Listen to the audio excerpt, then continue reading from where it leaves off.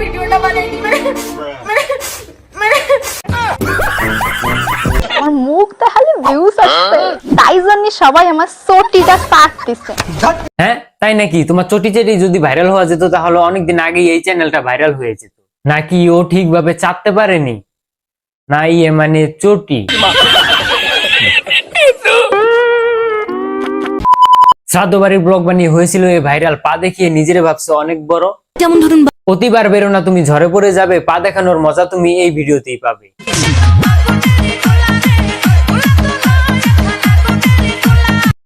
So guys, কেমন আছো তোমরা? আবারও নতুন একটা ভিডিও নিয়ে চলে আসলাম আমরা। আজকের কাহিনী তেমন কিছু না, আজকের ভিডিওতে শুধু শ্রাদ্ধ বাড়ির ব্লগারদের দিব ভরে।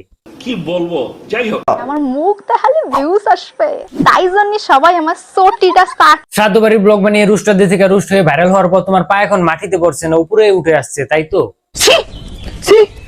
কোন ম্যাগির এত সাহস? ওরে শালার ম্যাগি রে, আফ্রিকান মেয়েরাই যদি মেয়েদের বলে ম্যাগি, কি মেয়েরাই যদি মেয়েদের বলে ম্যাগি, তাহলে চলো সবাই মিলে ওর মুখে একটু।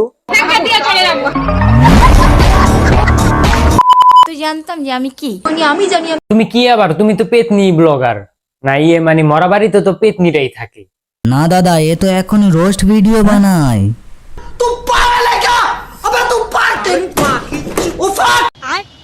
বাইগান কে কবে যে দিদি তুমি রোস্টিং চ্যানেল শুরু করেছো, তুমি আবার রোস্ট নিতে পাও? মানে এই যদি রোস্টার হয় তাহলে তো বাকি রোস্টাররা সব না খেতে পেয়ে মারা যাবে। পা দেখিয়ে থুতু ফেলে ম্যাগি ম্যাগি বলে যদি তুমি নিজের রোস্টার দাবি করো, তাহলে তো এলাকার কাকিরা হচ্ছে সবচেয়ে বড় রোস্টার। আর তুই শুনবোন গালাগালি দিয়ে রোস্টিং ভিডিও করতে গেলে একটা কোয়ালিটি লাগে। ওই যে ভালোবাসার খাতিরই আমার কিউট কিউট সাবস্ক্রাইবার 100 বার সব ভিডিওতে কমেন্ট করিয়েই যাচ্ছে যে রিপ্লাই চাই, সময় দিদি রিপ্লাই। না মানে রিপ্লাই দিতে গেলেও তো ট্যালেন্টের দরকার হয়, তাই না? আর এর ট্যালেন্ট তো দিদির কষ্টটা কোন জায়গায় দেখতে পারছো? মিলিয়ন সাবস্ক্রাইবার আমার হাতে গেল, আমারে নিয়ে আর কখন ভিডিও বানাও, তাহলে তোমারও মিলিয়ন হয়ে যাবে, কোনো চাপ নাই। হিংসা করে কি লাভ? না মানে তোর মতো ব্লগার কেউ কেউ হিংসা করবে, এটাই শোনার বাকি ছিল। তুই হয়তো ভুলে গেছিস তোর ভাইরাল হওয়ার মাধ্যম, তুই নেগেটিভ ভাবে ভাইরাল হয়েছিস। আমারে নিয়ে কখন কবিতা বানাই, ভালো ভালো ভিডিও দাও দাও, এমনি তোমার মিলিয়ন হয়ে যাবে, চাপ নিয়ে না। কষ্ট দুঃখ ওইসব দেহেতে। দেখো মিলিয়ন আসবে কিনা সেটা বলতে পারি না, কিন্তু যারাই আসবে তোমার অপমান দেখার জন্য আসবে। এর দেখা দেখি বাকি ব্লগারও ওর মতো শুরু করছে। হঠাৎ শুনি আমার দিদা মারা গেছে আর সবাইকে যেতে হবে শ্মশানে। আমিও দেরি না করে ঝটাপট রেডি হয়ে চলে গেলাম শ্মশানে। মা ভাবছে মেয়ে আমার মুখ করবে রোশন, এদিকে মেয়ে দিবি ছুটে যাচ্ছে ব্লগ বানাতে শ্মশান। এই শ্মশান ব্লগারের নিয়ে আমার একটা ভিডিও পেজে এবং ইউটিউবে আপলোড দেওয়া আছে, সবাই চাইলে দেখে আসতে পারেন।